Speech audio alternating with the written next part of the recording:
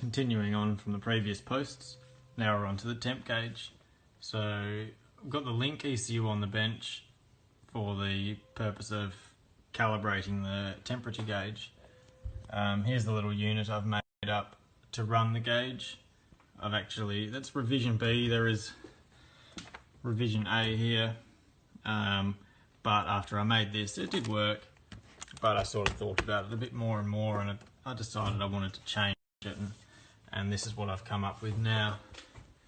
So for the sake of the demonstration, this is my coolant temperature sensor. So if we come into the software here, it's coolant temp. I'll turn this up and down. There's your coolant temperature. And this is the duty cycle table for that gauge.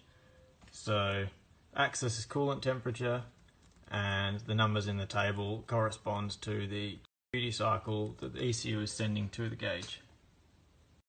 So if I was to put this into graph view, you can see what the output curve looks like. We can call it a curve, more of a squiggle.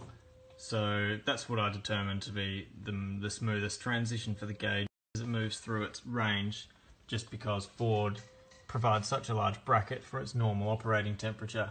So we can see that yellow dot is the coolant temperature going up and down, or this potentiometer, and we can see that's the gauge going up and down. So it has quite a steep progression to hot from, I don't know, about there, just because that normal range is so huge that I've got it at 90 degrees, about in the middle where you would expect, but then obviously by 100, 110 you want it to be